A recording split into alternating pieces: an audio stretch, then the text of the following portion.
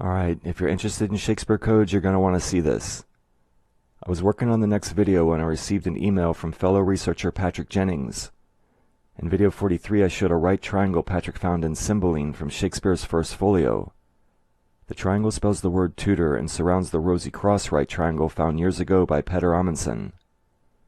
Both triangles share the letter R in the word rosy, and the uppermost angle of the Tudor triangle appears to stem from the words my mother. There's more here, and I'll be returning to it in a later video. Now, as important as this code is, I think Patrick has found something to equal it. Recently, Alexander Waugh posted a video entitled, John Dee, His Secret Sigil Found After 400 Years. Based on some work being done by Mark Lester, Waugh found this pattern on the cover of Shakespeare Sonnets. It's an inverted pentagram which has nothing to do with devil worship, not for Dee or for Edward de Vere. It would be another couple hundred years before the upside-down pentagram would become associated with Satanism, so there's nothing evil going on here. In the middle of the pentagram, Waugh shows a five-pointed star, and there happens to be a single five-pointed star on the de Vere family coat of arms. This is more proof indicating that Edward de Vere, the 17th Earl of Oxford, was the author of the Sonnets. Now what Patrick did is, he took this same inverted pentagram symbol and applied it to the first sonnet. He scaled it down to fit the lines of the sonnet, and when you place the upper right point of the star on the E in rose and read the points counterclockwise, the letters are T-O-D, then O-R, rose. Tudor rose.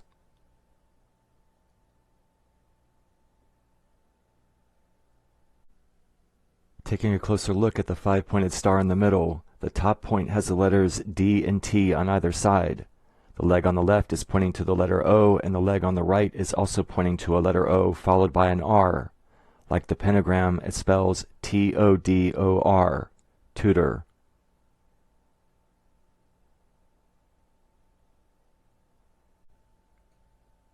The upper arms of the star end on the letters T and H, initials that stand for Templum Hierosolyma or Temple of Jerusalem.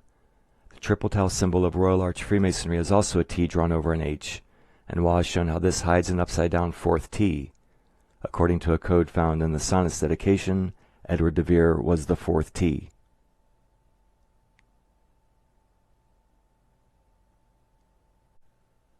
Of course, I was amazed when I saw this, the same symbol on the cover revealing a Tudor rose in the first sonnet.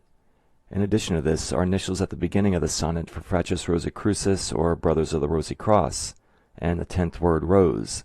And Roman numerals 10 is X, which is a cross, so Rose X stands for Rose Cross. There's more here, as well as several de Vere codes in Sonnet 2, explained in other videos.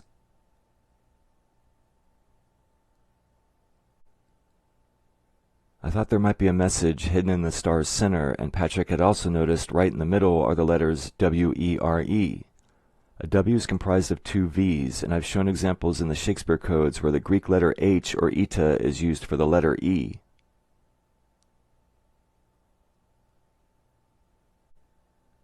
It's used at the beginning of the first published work of Shakespeare, Venus and Adonis.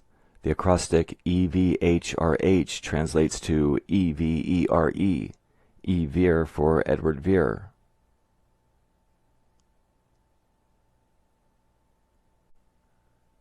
And in video 47, I show this rebus that uses the Greek word arete, meaning excellence. Along the top are the letters VHP, but arete is Greek, so VHP in Greek is VER, the Latin root for truth, and also a hint at the name Vere.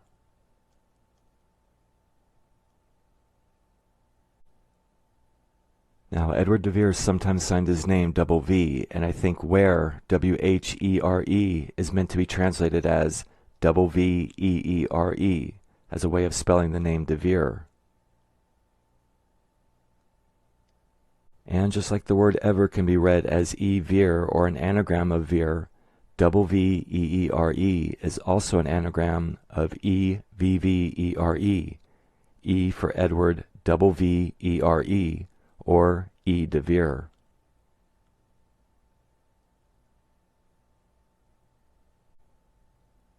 So from the word where, we get V Vere, or as an anagram, E Vere, spelled with double V.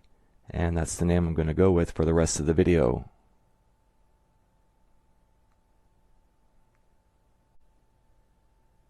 Okay, now printed above Edward de Vere's name are letters spelling am.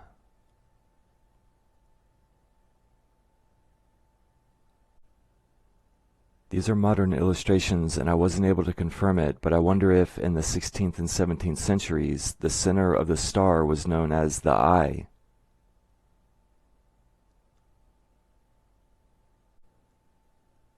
If it was, then the center or eye of the inverted pentagram star is the five-pointed Oxford star, which begins with the words am. I-E-Y-E is a homophone of the letter I, and this is saying I am with the name E. de Vere printed beneath it.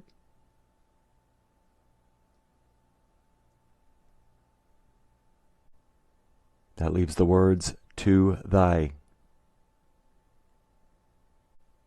with this letter T in the middle, which is the fourth T on the line.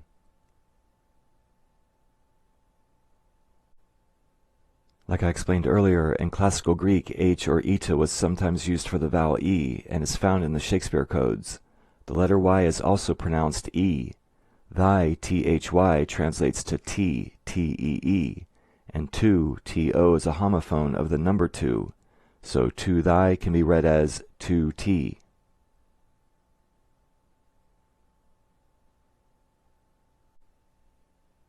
So in the middle, or eye of the inverted pentagram, is a five-pointed star believed to represent the single star found on the Oxford coat of arms. Around this star are letters spelling the word Tudor. When the words in the middle of the star are translated, I believe the message is, I am E. de Vere and double tau or twin T Tudor.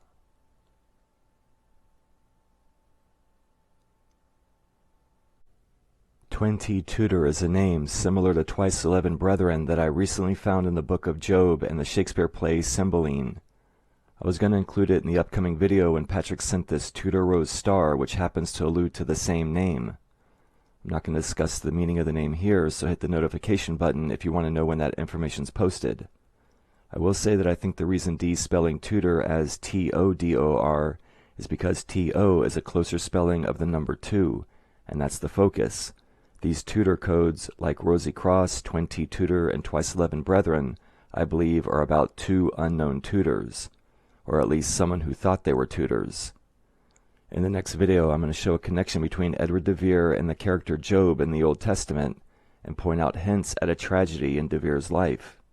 Following that will be another look at Cymbeline from the first folio, in which the Tudor triangle will play a role.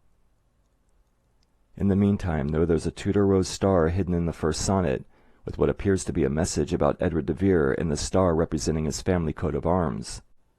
Patrick, also known as the Amazing Mystico, has a blog, hiddenmessagesinshakespeare.com, and he's one of the researchers I share ideas and work on codes with. And like the Tudor triangle in Cymbeline, I think this pentagram Tudor Rosy found is an extraordinary example of design. I believe the translation of the Oxford star in the middle reads, I am E. de Vere with a double tau or twin T and the name Tudor around the star. Even if you disagree with that, you still have to ask yourself, if this is Edward de Vere telling Henry Wriothesley to marry and have children, why is this Tudor Rose here in this first of the so-called procreation sonnets? Thank you to Alexander Waugh and Mark Lester for finding this new geometry on the cover, and to Patrick Jennings for finding the very same in the first sonnet. Thanks for watching.